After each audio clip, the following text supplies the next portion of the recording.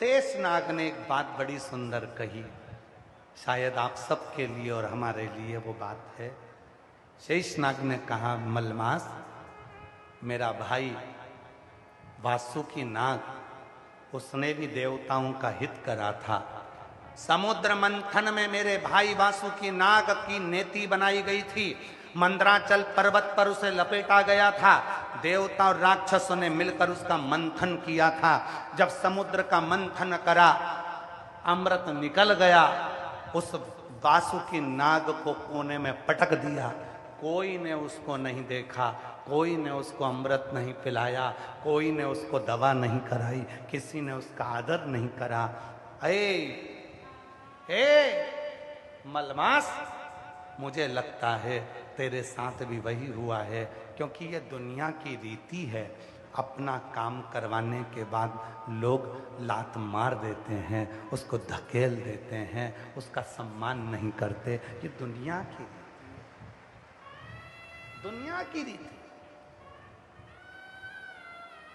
एक पति कहता है कि मैं दिन भर काम करता हूं, तो कभी धर्म पत्नी से भी तो पूछ लिया करो कि वो भी तो दिन भर काम करती है। एक पति कहता है मैं दिन भर खेत पर काम करता हूं, एक धर्म पत्नी से भी पूछा करो, वो भी दिन भर काम करती है। सुबह से उठती है, चाय नाश्ता भोजन खाना, गोबर तगाड़ी खला, ये काम वो काम, मेहमान अतिथि, घर में बुजुर्ग बच्चे, सबको संभालते संभालते संभालते संभालते वो भी तो जिंदगी संभाल रही है। वो भी तो स्त्री है, वो भी तो नारी है। आपको महसूस होता है कि केवल आप कर रहे? नहीं। कभी ये मत कहो कि मैं अकेला कर रहा हूं।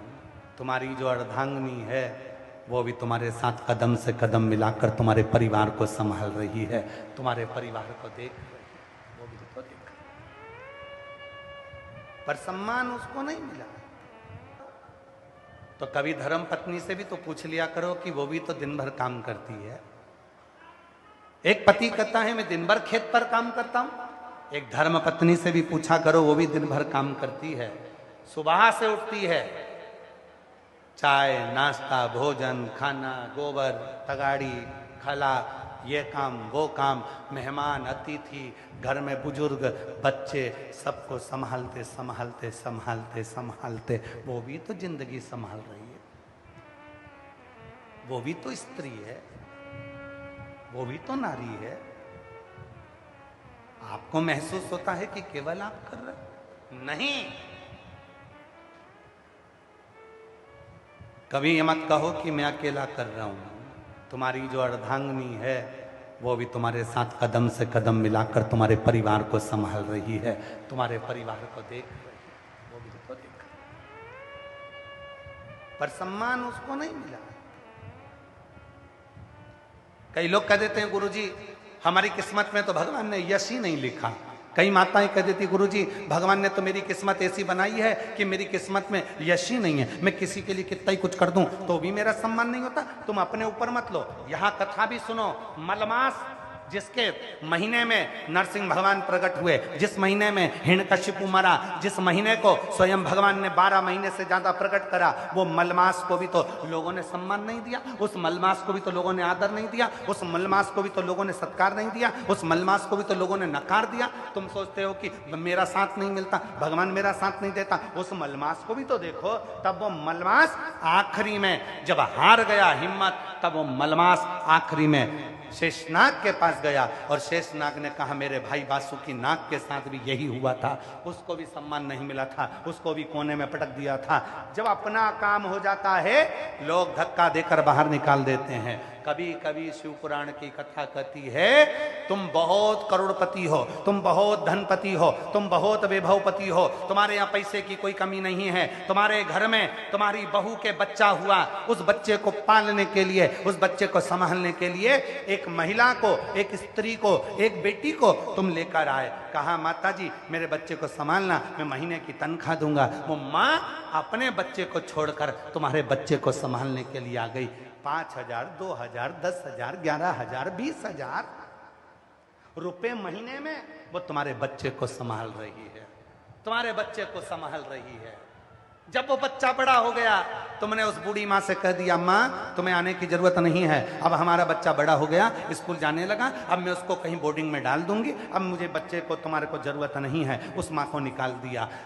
एक घर के सेठ की, एक घर के मालिक की जवाबदारी होती है कि तुम्हारे बहू के बच्चे को, तुम्हारे बच्चे को जिस महिला ने पाल पोस कर गोदी में 10 साल, 8 साल, 5 साल, 3 साल, 2 साल, 4 साल बड़ा किया है, अगर उसकी जवाबदारी भी तुम्हारी बनती है, कभी उसकी जिंदगी में अगर तू खाए तो थोड़ा 2-5 हजार का सहयोग देना, ये तुम्हारी जवाबदारी है। उसका बीमारी में साथ देना, ये तुम्हारी जवाबदारी है। थोड़ा सा हम अपनी शिव महापुराण की कथा में कहते हैं, 1 रुपए का दान मत दो आप कहीं पर भी, कहीं मत दो 1 रुपए का दान। कहीं अठन्नी देने की जरूरत नहीं है, वो पैसा तुम्हारा है, तुम्हारी जेब में रखो। पर याद रखना, अगर अपने मोहल्ले में, अपनी सोसाइटी में, अपनी कॉलोनी में, अपने परिवार में, अपने नगर में, अपने खेड़े में अगर कोई पढ़ना चाहता है, उसके पास पढ़ाई का पैसा नहीं है, तो जेब में से पैसा निकालना और उसकी स्कूल की फीस जमा कर कर उसको पढ़ाने का प्रयास करना। मत दो 1 रुपया किसी को भी, मत करो दान कहीं पर भी। तुम अपने पैसे को संभाल के रखो, अपने परिवार में, अपने कुटुंब में, अपने मोहल्ले में, अपनी कॉलोनी में, अपनी सोसाइटी में, अपने क्षेत्र में अगर कोई बीमार है, थोड़ा सा पैसा निकाल कर उसकी दवाई, उसकी जांच करा देना, जीवन का सबसे बड़ा दान कहलाता। आइए कभी सीहोर, पूरे धरोंडा वासियों को हमारी ओर से निमंत्रण है, कभी सीहोर आओ, आकर देखो।